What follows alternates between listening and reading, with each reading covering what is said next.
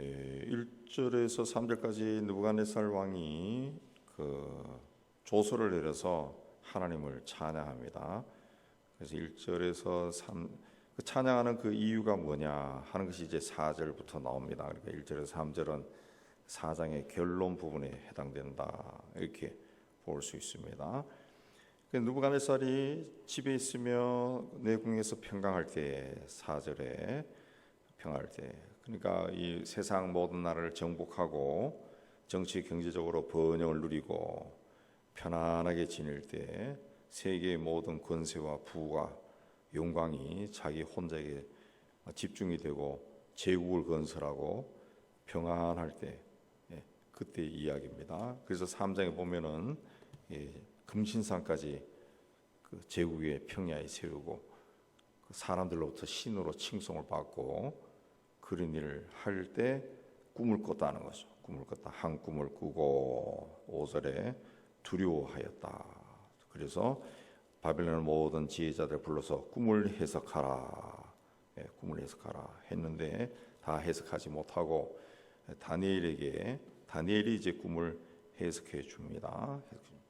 그 꿈 내용이 이제 그 10절부터 나옵니다. 땅의 중앙에 한 나무가 있고 나무가 자라서 견고하고 높이는 하늘에 닿고 잎사귀 아름답고 열매가 많아서 들짐승들이 그늘에 있고 새가 그늘에 있고 육체를 가진 모든 자들이 거기서 먹는다. 그럼 온 세상에 바벨론 제국의 이 영광이 미친다는 그런 뜻입니다. 그래서 다니엘이 그 꿈을 해석해 줍니다. 나무는 곧 느부갓네살 왕이라는 거죠. 왕의 권세가 세상 끝까지 닿을 정도로 커진다는 강하고 잎사귀가 아름답고 풍성한 것은 나라가 번영하고 나라의 영광이 굉장해진다는 거죠. 그런데 그 13절에 보면 느부갓네살이 한 순찰자, 한 거룩한 자가 하늘에서 내려와서 나무를 베고 가지를 자르고 잎사귀를 떼고 열매를 해치고 짐승들을 다 쫓아내었다. 한 순찰자는 깨어 있어서 파수하는 자, 순찰자, 깨어 있는 자입니다. 천사를 이해합니다. 천사, 거룩한 자, 거룩한 자가 세상을 쭉 돌아다니면서 감찰하는 자입니다. 지금도 천사가 온 세상을 돌아다니며 세상을 감찰하고 있는 거죠. 그 하늘에서 느부갓네살 왕을 감찰하셨다는 거죠. 하나님께서 그에게 온 천하를 다스릴 수 있는 권세와 능력을 주셨다는 거죠. 근데 이 사람이 자기가 모든 것을 가지게 되니까 그 하나님의 영광을 가로채고 자기가 하나님인 것처럼 행세를 하는 겁니다. 그래서 순찰자를 보내서 그에게 심판을 하는 겁니다. 그 심판의 내용이 나무를 베고 가지를 자르고 잎사귀를 떨고 열매를 해치고 짐승들을 다 쫓아내 버렸다. 그랬습니다. 왕으로서의 모든 권세와 영광을 박탈당하고 또 사람들에게서 쫓아냈다. 그랬습니다. 그 쫓아낸 것이 이제 어떻게 되느냐 하면은 이제 거기 33절에 나오지만은 소처럼 풀을 먹고 몸이 하늘 이슬에 젖고 벼리털이 독수리 털같이 자라고 손톱은 새발톱같이 되었다. 그랬습니다. 또 15절에도 짐승과 더불어 제 몫을 얻으리라. 이게 뭐냐면은 그 느부갓네살이 미쳤다는 겁니다. 미쳤다는. 그 짐승처럼 풀을 먹고 그 짓을 했다는 건데 역사의 기록에 하면은 7년 동안 이 느부갓네살 왕이 미치광이 노릇을 했답니다. 7년 동안 짐승처럼 소처럼 지내고 소처럼 풀을 뜯어먹고 그렇게 지냈다는 거죠. 7년 동안. 그런 후에 하나님께서 그에게 자비를 베푸신 거예요. 자비를 베푸셔서 26절에 가면은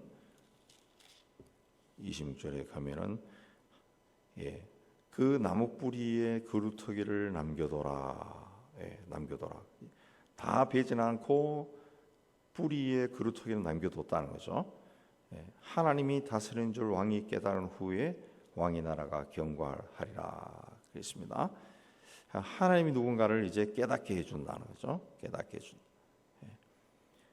그리고 왕이 그 재난을 피할 수 있는 길을 내주는 거죠. 다니엘이 해석한 겁니다. 왕이여 내가 아뢰는 것을 받으시고 공의를 행함으로 죄를 사하고 가난한 자를 긍휼히 여김으로 죄악을 사하소서. 그리하시면 왕의 평안함이 혹시 장구하리이다. 재난을 피할 수 있는 길은 공의를 행하고 죄를 사하라. 죄를 용서하고 공의를 행함으로 죄를 사하고 가난한 자를 긍휼히 여김으로 죄악을 사하소서.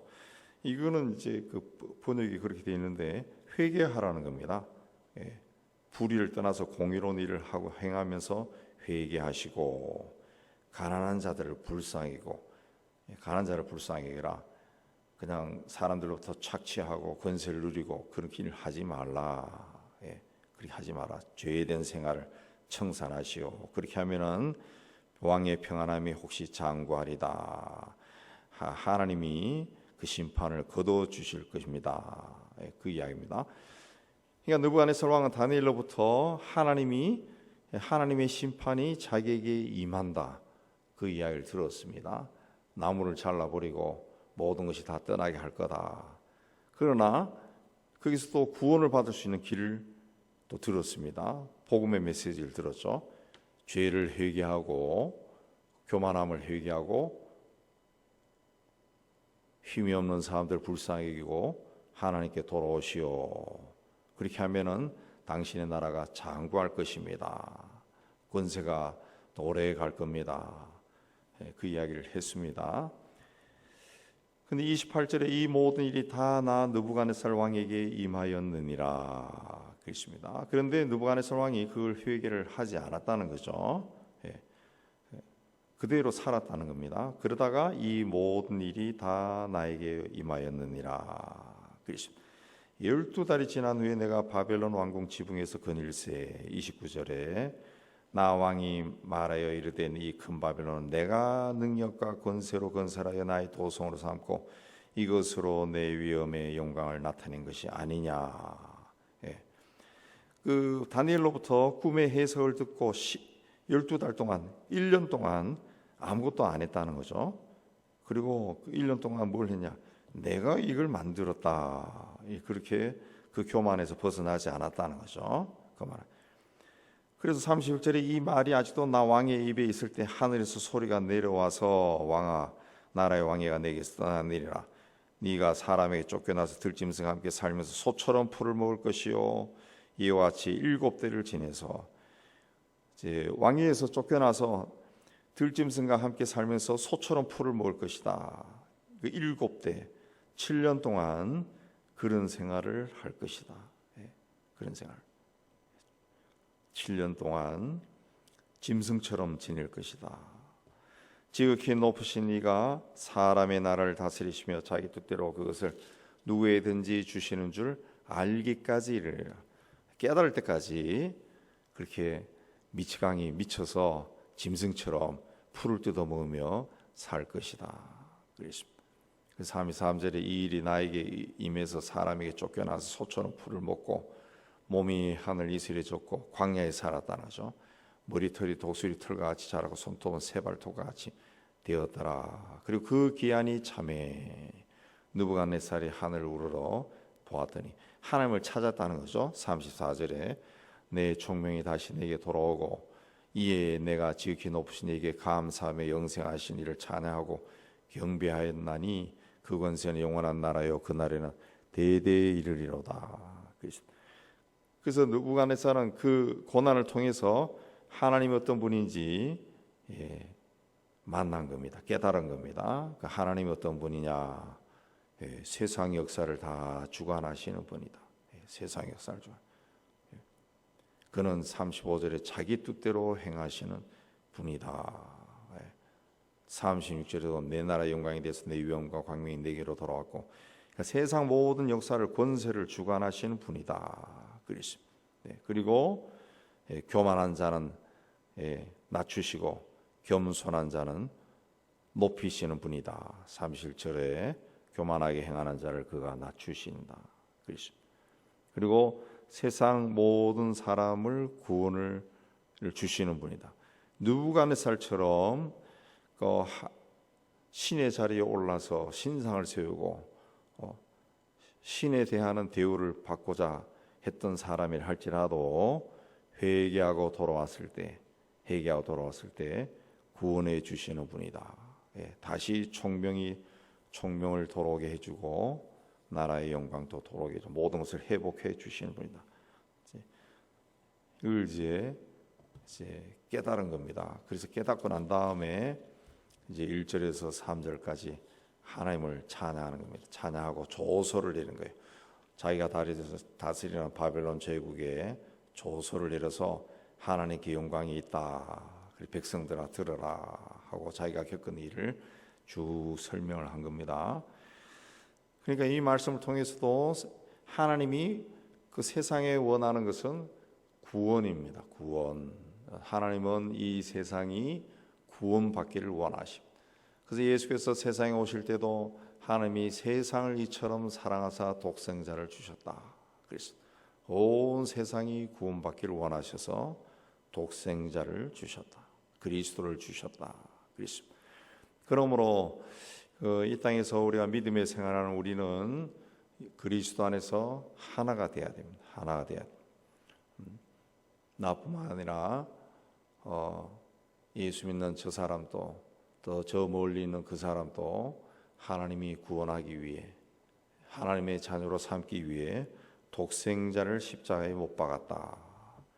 똑같은 일이죠. 똑같은 일이기 때문에 나 아닌 다른 사람들을 귀하게 여기고 존중히 여기고 그렇게 살아야 됩니다. 오늘날 우리 세상이 그렇지 않죠. 그렇지 않습니다. 믿는 사람이든 믿지 않은 사람이든 많이 가진 사람은 그렇지 않은 사람들을 무시하고 그 그게 교만이죠. 교만이 자꾸 커집니다. 교만이 자꾸 커져. 그럴 때는 그게 이제 어느 한계점에 이르게 되면은 하나님이 나무를 베어버린다. 끝나는 겁니다. 끝나는 거예요. 우리 아랍의 봄 일어날 때 한참 일어날 때 보면은 이라크의 후세인 대통령 또 리비아의 또 누굽니까? 갑자기 생각나는 리비아의 무바락인가? 그리고 이집트 다 신의 권세를 행사하던 그런 사람인데 한순간에 끝나죠. 한순간에 하수도 구멍에 숨어 있다가 잡혀서 죽고 우물통 속에 숨어 있다가 잡혀 죽고 비참하게 끝났죠. 다 북한이나 러시아나 중국이나 그들이 하나님의 권세를 휘두르고 그러면은 어느 순간에 끝나버립니다. 어느 순간에 끝나는 거예요. 어느 순간에 하나님은 그들도 구원받기를 원하지만은 그들이 깨닫지 못하면 어느 한순간에 끝나버립니다.